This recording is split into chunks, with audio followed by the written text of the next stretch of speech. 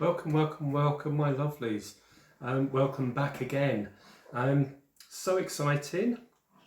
Uh, um, at last, I am going to start on the pink house. Yay! It's been days. I can't wait to begin on this. I really can't wait at all. I've just finished if you've been watching my videos, I've just finished doing the dresser, the French style dresser for the lovely Lisa in Australia for her daughter and granddaughter. She's going to hand it to them and they will hopefully love and cherish it for years to come. It's a very Versailles style dresser, which is so up my street. And it's the sort of thing I'm going to be doing for the big house behind us here. It's behind you.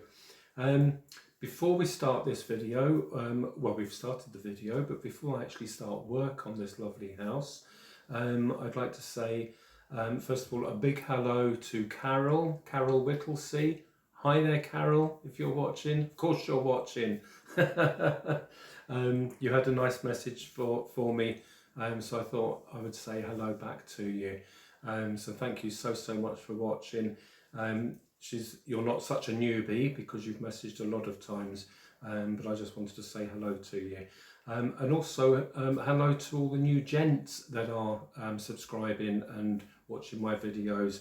It's nice to have a few male friends around in the party as we do our videos as part of our big family. So thank you to all you guys as well that have joined, and I hope you enjoy the videos to come. So I'm going to get some bits together. I do have to go to the large paint store up the road to get a couple of new colours to go in this house and on this house. So I shall do that, go out, do that, come back, and then I shall start. I have an idea exactly where I'm going to start, so the quicker I stop talking, the quicker I get going. Let's move on. Okay, so what I'm doing first, obviously I've taken the door off so you can just see in a little bit easier while I'm working on it. I'm actually going to start on the outside of the house first. What I do is, excuse me, what I do is write down lists and things of what I'm doing and the order that I want to do them in. And it just makes everything a bit clearer instead of looking at it, because at the moment I want to do all the jobs now, all at the same time, and that doesn't really work. You've got to do one thing at a time. So I'll oh, and also I'd like to say thank you to the owner of this house. She's a lovely lady, lives in London, and that's all the information I will be giving. She's a private customer, so this is a private commission, but she has very generously allowed me to video the progress on the house, so all you guys around the world can see how her house is changed. Obviously there's a glaring problem here where the floor is dipping down in the middle. Luckily there's a space behind the stair that's hidden there, so I'm going to put a block of wood in there that you can't see and lift the lid up to get the floor more even. But as I said, we're going to start on the outside first. So these chimney blocks, as you can see there's one of the chimneys. I'm going to take those off and take the chimneys off, and then I'm going to cover the chimneys in a brick pattern. I also want to say that between the client and myself, she wanted certain, maybe one or two bits left here and there, some things very similar in colour, but also some things done up and changed. We're going to change some of the rooms because the paper is too damaged, and a couple of the rooms downstairs aren't decorated at all, they're just white. So we're going to radically change those, and we're going to make them look beautiful. I cannot wait. So we're going to do a lot of things, but I'm going to do it all in the order that I've written it down. So I'm going to get these chimneys off first of all. Sometimes they would just break off, sometimes you need to get a chisel in there a little bit, especially when the glue is old, it usually cracks off quite easily. And then we're going to start smartening those up first of all. I'm going to add a little ledge on top of the chimney block to make it look less like a block of wood. So it won't change it dramatically. It will be sympathetic to the actual chimney breast itself, but it will just add a little extra touch there for her. So let's get those off first of all, and then we'll do the roof and the chimneys. Okay, folks. So what I have done first of all is I've taken the chimneys off, chimney breasts off. There they are. And I've loosened all the paper that was already loose on the roof. I've got inside there with a scalpel and different tools, and I've peeled it back until we've got solid paper that hasn't come away. This is just it's a very thin sort of plywood. So if you put water on that to try and get the paper off, it will just expand like a sponge, especially around all the edges. If you put water on that, they'll just all peel up. So you can't really put water on that. So what I did was got all the loose paper off, and then I've used a sanding tool, a mechanical one, and you'll be glad to know I've used a mask. Being asthmatic, it's really stupid not wearing a mask when you're sanding things, which I have done so many times. You think I would have learnt by now. And then I spend all evening coughing and wheezing. So you'll be glad to hear I've worn a mask today. And I've sanded both sides of the roof. There's no point in me turning it around to show you, but it's exactly the same condition as this side. And I've got it completely smooth, so you can't, even when you're not looking at it, you can't feel where the paper is and where the wood begins. So that's a nice flat solid surface that I can just put the roofing paper on top of that. And then we will put the chimney breasts on, and I'll finish those to show you. So what I'm doing with this brick paper, I've cut it slightly deeper than the height of the chimney, and I've cut it slightly longer than the length to go around. And what I've been doing is, so it's a nice sharp look, if I show you, is to put this on first of all. I put it right on like so, so it's completely neat on the edge, completely neat, and then I've put it on the table and folded this bit of paper over just to get a crease line, and then taken it away from there and then put it on the desk and done a proper crease line like so. And I'm just going round. I've done another corner there and folded it, so when you place this on, it will fit exactly, plus it will be nice sharp corners, and it won't be rounded like the paper wants to go, so you're forcing it to go into a proper brick shape. So all I'm doing is lining this up like so, and then this side here I want to get a nice sharp edge to do the last side. So I don't know if you can see, hopefully you can see well, but if you press it down on the table and push it into the block so it's fitting really neatly, keep the paper flat down hard, run my fingers to the edge and just press down along the edge like so. So that is all you get, is just a very soft crease line, and then it's easy to take it out, fold it over, and you're keeping the edges, all the edges are flush with the edge of the paper, so if you can see any white when you're folding this over, you know you're going off at an angle. So just keep it nice and square as you fold down at the same time. So it will fit all around then, like so, and then put it back into the block, make sure that all fits round like that. There we are, that's nice and neat, you can see. And then just the tiny edge that's just showing over there, I'll just grab a pencil, because I don't know where I have put my pencil. Shall I grab the pencil, draw a little line there, cut that bit off, and then I'm going to glue it on. I'll just do that first. Let me grab a pencil. Right, now, one pencil found. And also, little tip, sharpen your pencil every time before you start any projects, so you can get nice, sharp, clean lines. So put that on nice and tightly, so it fits just fine. You can move a bit of the paper out the way there and then draw a line up like so along the edge of the chimney breast, and then I'm going to cut along that line so it's all nice and neat, nice and sharply, like so, and meet up in the corner, nice and neat.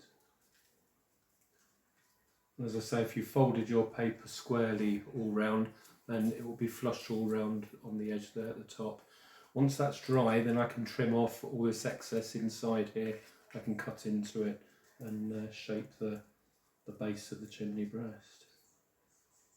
So that's on nice and tightly. And then what I do, this is what I do, is just place elastic bands just tight enough to hold it.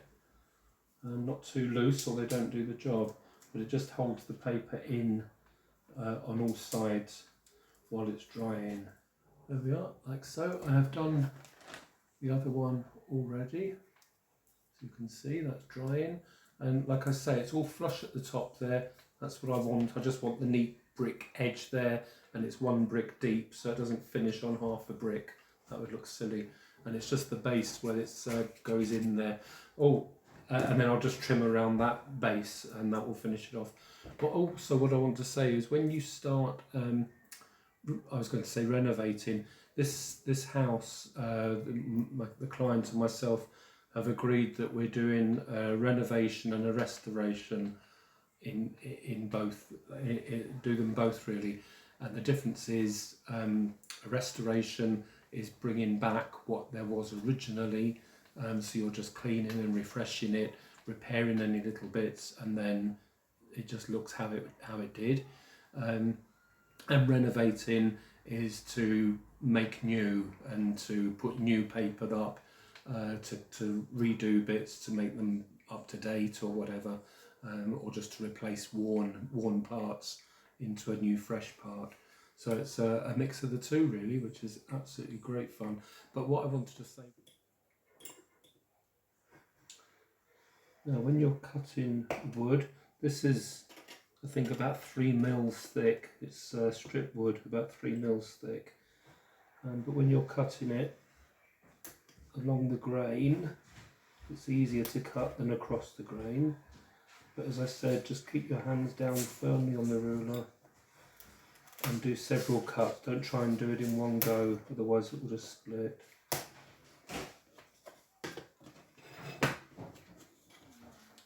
There we are, let's cut it nice and neat there.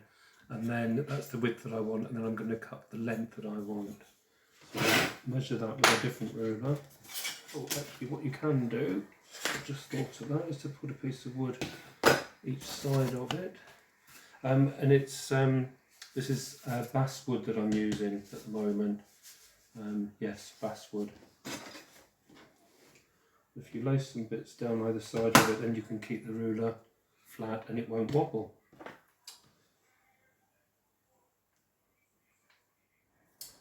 And over time you'll find that it would be actually cheaper to buy boxes of blades. I don't know how many, well there's 50 there for the size of this X-Acto knife, size number 11 these ones are. But if you buy a whole box, if you're buying them 2 or 3 at a time, they work out a lot dearer. So I'll just open that. Okay, so when the pieces of wood are cut, I don't want them completely sharp all the way around the edge. I just want a slight chamfer on the top. Not a lot, just a small bit. So I don't know if you can see up close there. I've just rounded the top very, very slightly. And all I'm doing by doing that is, I've done 3 sides already, so I've just got this side to do. All I'm doing is putting it on the sandpaper at a low angle and then bringing it up like so, but just pressing down at the same time. So you're just curving the edge that you want to curve. So it's just, I won't do it a lot because of the noise of the sandpaper. I don't want that to annoy you. So that's all we need. There we are, just gives you a very slight chamfer, if that's the right word. So we'll just take this outside. As soon as we hopefully very soon we're moving everything into the Wendy house at the bottom of the garden, which will then be called the workshop. So then all this sort of thing I can just do outside the doors of the workshop and let the dust blow away. So I shall take that out in a minute and get rid of it. And I shall also get out a colour so we can just paint these to make them look like a dark grey sort of granite stone. So when you're painting bits of wood,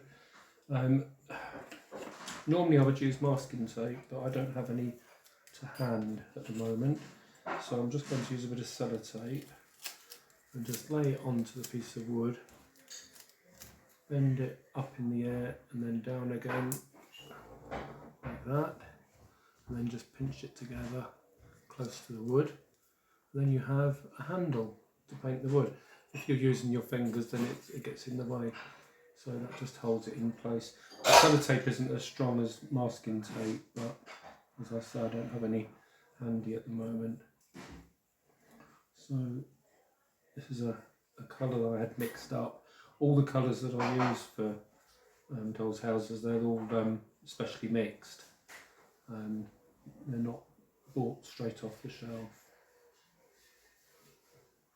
Actually, the one that I've had mixed for the outside of the house, which looks identical, I had that mixed. It was I can't remember what they call it now, but it's not one they have in stock. But it's I've had it made up, and I didn't realise, but the place where I got it done, it's a DIY store in the UK called B&Q. There we are. I don't want to. This is going on the chimneys this way, so I don't have to paint the whole surface there. I just want it around the edge so that when you look up, you can see the paint. But it's like that, and then you can use the tape to lay it on like that, so it's off the table as well. But yes, the colour that I got mixed up for the house, I think you'll be quite surprised to see how close it is to the original colour. And in B&Q, I found out today when I went to get the colours mixed, they can save the colours, any colours that you have done, under your name, postcode, different bits like that. So that's all in the machine, in the computer. So when I go in the future, in years to come, if I want this exact same pink, then I can just go and ask for that and just say I've had it made up specially, and they'll have all the information on their screen. Also, you can name the colour whatever you want. So I've just simply called it Suffolk Pink. There may be a paint called that, but it might not be exactly the same shade as this house was painted in. So I've got this colour.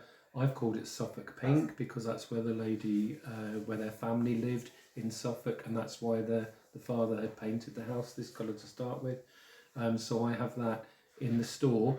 At any time in the future I can buy more containers of it.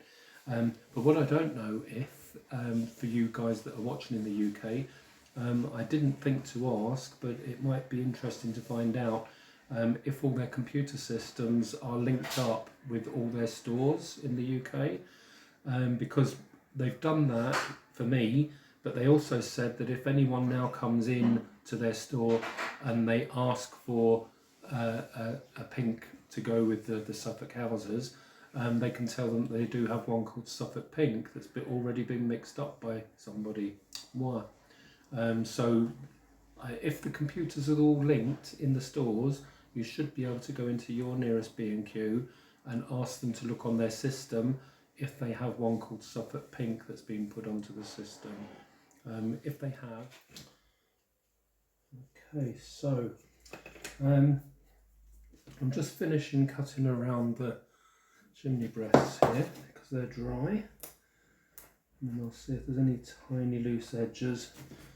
I'll stick them down with super glue. What I have done while I was in between clips there, I thought I would phone my branch of B&Q, my local branch, and ask the question that I was just asking myself. There we are, nice and neat to go on the roof. So it turns out, which is really, I think, quite exciting, what I'm going to do is I'm going to go back into my B&Q branch.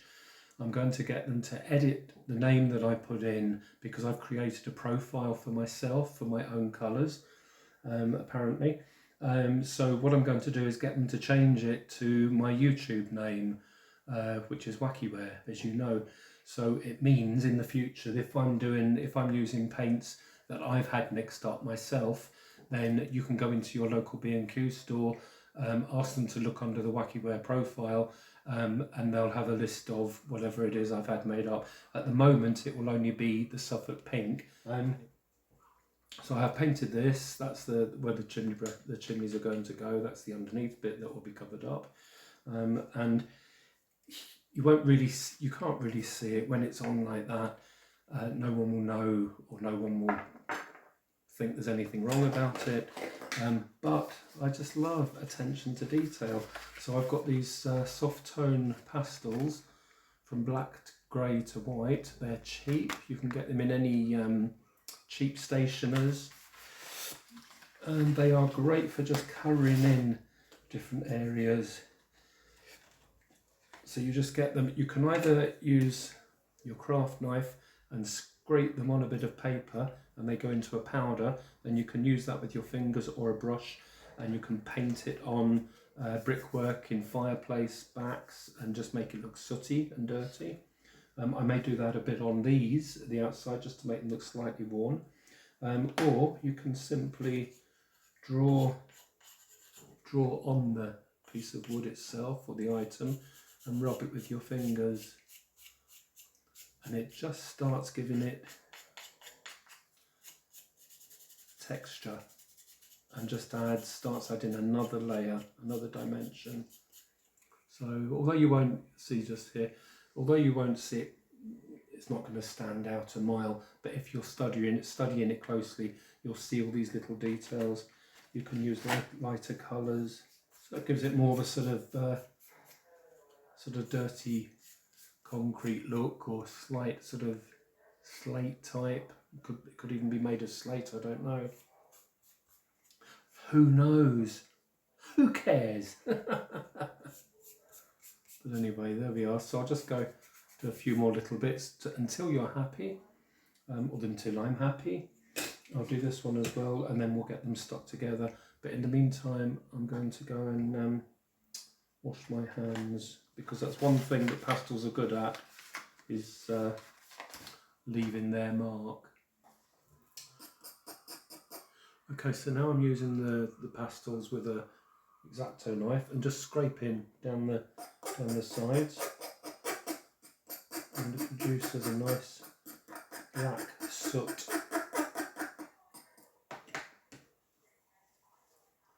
It's just a nice fine black sooty powder, and then you can either use a brush to dip it in and start dabbing it over like so, or you can just use your fingers, dab it on lightly, mostly around the top, and then down a little bit down the sides, but not mad with it. There, just because you're starting to build that up. It's more down that side, it's just the way it's gone. I did some research and looking up on the internet about sooty red brick chimney breasts, and it was quite interesting, because a lot of people, when they're doing dolls' houses, they may just sort of attack everything and not really give it an awful lot of thought. But if you think about it, the black soot only appears mostly around the tops of chimney breasts because of the old chimney sweeps where they pushed the brushes up to clean the chimneys, and when the brushes came up and they turned them, the dust all falls down, or the soot falls down over the top, and it just rests on the top and just gradually builds its way down. So might be more on one side than another side, but you just build it up. You can put little dabs here and there, and just do it to suit you, just so it's not brand new red brick paper that's on here.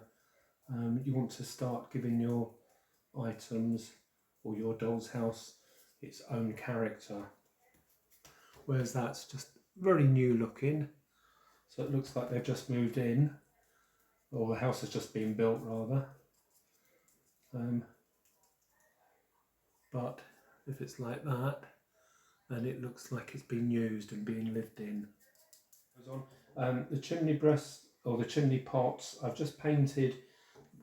They may look the same. I didn't show you them properly in the beginning maybe, but I've just painted them a slightly more terracotta colour. I just mixed up acrylic paints, 3 different acrylic paints to mix a light terracotta colour, just using my own acrylics, artist paints. But I've just gone over those really lightly, so it's just changed the shade of them slightly. The owner of the house may not even notice that the chimneys are changed in colour. It's so slight, but it has made them slightly more terracotta. Although if she's watching, she will know already. Never thought about that. So, right, so I shall carry on and do this. Pastels are fantastic for making things dirty, or for adding different shades into different things. It's great when you do all these things for the first time yourself. I don't mean I haven't done this before, but to this house, the actual journey, none of this has ever been done so far to this house. So everything you do is brand new and bringing it back to life. Okay, to place the chimney pots back on this piece of wood here, you can do it by eye, that's fine, if you've got a good eye, or you can cut out a piece of paper the same size and then fold it in half, like so. Fold it in half again, like so. So that's folding that in half long ways and in half again, and then the short distance there, fold that in half.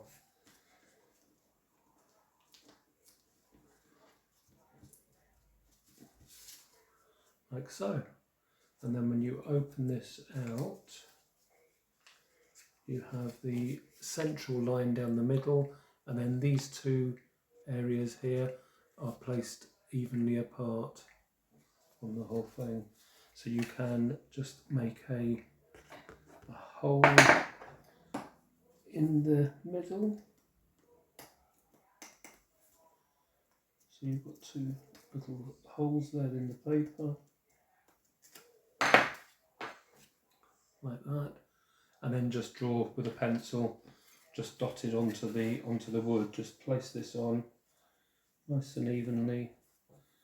Do a little squiggle. Hopefully the grey will show up on the grey. Yes, I don't know if you can see there, there's two dots there. So I can place the chimneys directly over those dots when I glue them on. And that'll place them just correctly on that piece of wood there. So I'll do that with both pieces of wood, and then I'll use a tiny bit of wood glue and get them glued on. Okay, so I have put the slate tiled paper on. It's embossed paper, so it's got a texture to it, and it feels and looks more real as a paper. I'll do some little finishing touches. Obviously, I can't leave everything alone. I have to do something to it. And also, where I put the sheet on both sides, I've actually ordered more paper to do the other side of the roof, so that's not done yet. Stupidly, I miscalculated, so I've had to send for more of this paper. Really annoying that they still charge you £7.95 for delivery. Anyway, what can we do? So anyway, I've ordered 2 more sheets of paper to finish the other side off, and then the top, the apex of the roof, all I've done is got some cereal boxes, cut them into the width of strip that I want, and then I've scored down the centre a couple of times. I've painted them the colour that I want to start with, so the majority of them are painted, and then I just slowly bend them on the fold where I've scored the card. As I say, once they're glued on, I can then touch up tiny bits with the brush. but now I'm just folding it like so, and then we can pop those on the roof there from end to end and just join up a 2 or 3. I'll probably take 3. There we are, like so, and then another one at the end there. Join those up, and then I can go over them with paint again, just to join up the joins, and then put the chimneys on. I won't glue that on yet because, as I say, I've still got the paper to do for the other side, so it'll be at least 3 days before I receive that and be able to finish off the roof. But what I will do, I'll just lay these on roughly, and I'll put the chimney pots on the roof, just so that you can see at the end of this video what it looks like. Also, what I will do is I've painted all the sides and the back and the basement top here and the side walls with the colour that I've had mixed up. I'm just going to take these windows and doors off, and the front of the panel, the house, I'm going to take the windows off of there, and I'm going to repaint that, and then you can see that painted. I won't be putting the windows in this video because the video will then be too long, and you may get bored. I don't know if you will or not, but I'd rather just do them in short spells, even though I shall carry on working and just start recording the next video. So I'll get that done, just take that off, and I'll show you the paint, how exact it is, which is brilliant. And you can see the front of the house sort of tidied up and see the chimney pots on the top.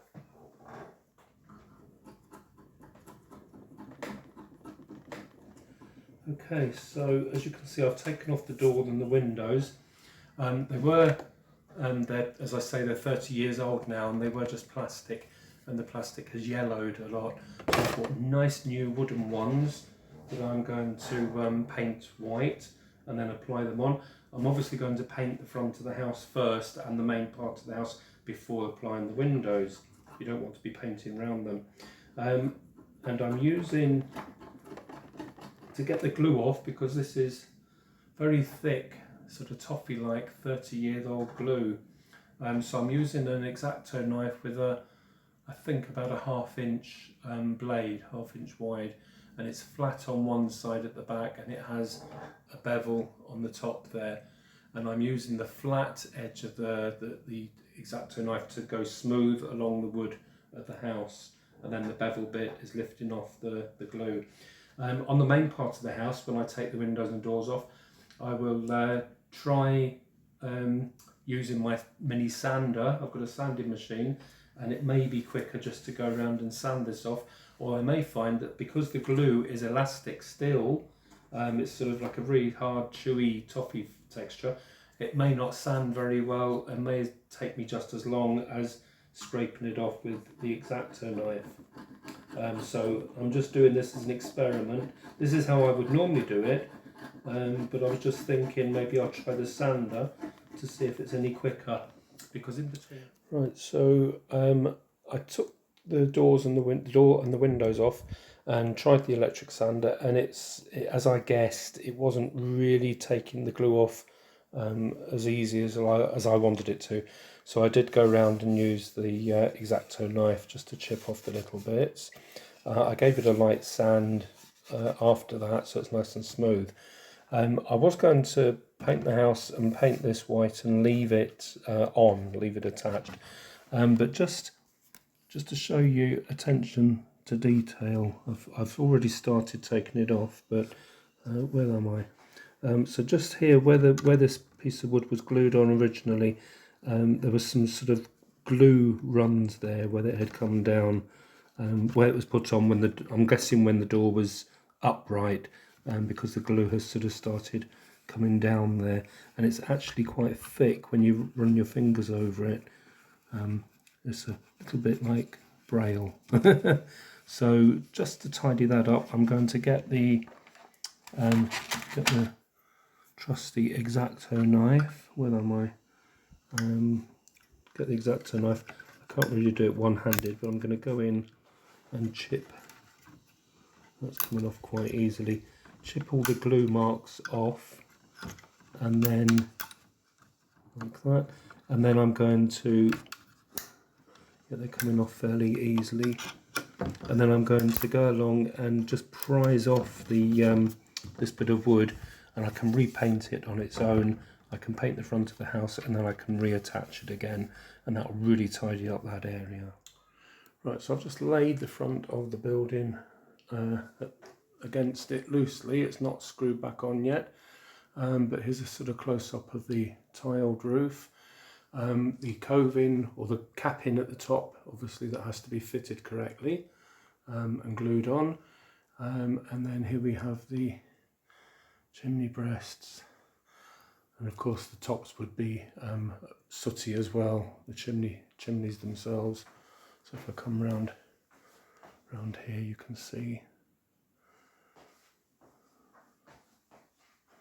all around. And it's not completely dry yet. You can still see some wet marks there. They'll dry a bit lighter. But I've just painted, I've drawn a sort of invisible line down the middle of the house there, so you can see the difference. This is painted and finished, and this is the before. And I think you'll agree, there's, apart from that dark patch that still has to dry, I should have waited before I started filming. I'm too impatient, guys. I want you to see as soon as possible. But it's a perfect match to the original colour. So, hurrah! Okay guys, so I'm going to leave it there so the video doesn't go on too long for you. So this is part one. I will do part two very, very soon. I will, off camera, I'll just finish painting the front of the house, and then I'll spray the windows and we'll get on with putting those in. And in part two, I'm going to hire a big digger, a drive-in digger, and I'm going to drive into the garden and dig up all the turf in the garden and dig up the brick pathway up the middle of the garden to get a blank canvas, and then I'm going to clear up the mess, and then I'm going to start relaying the garden in part two. So hope you've enjoyed part one, and see you soon. Take care all. Bye. Okay guys, so after ending the video and saying goodbye to you all, I just felt extremely guilty that I did not sort out the paint situation for anyone who lives in the UK and would like to go and get the paint and have to wait to another video to find out if they can get it or not. So I drove up to B&Q, to our local store, and back again. It took about 3/4 of an hour because I had to do it in person because there's other personal details on the machine that I had to put in. But the paint guys there were great, and they changed my profile name to Wackywear with a capital W, just spelt exactly the same as my YouTube name, my YouTube channel. So anyone now that lives in the UK can go into a B&Q, they can go up to the paint mixing people and ask them to look on the Wackywear profile, and under that there will be a colour called Suffolk Pink, and they will mix it for you exactly the same as this one, Suffolk Pink. So now you all can get it in the UK. I am literally just about to start video 2, so I shall go now because this is video 1. Pretend I'm not here. I just thought I'd like you to know. Anyway, take care. See you all. Bye.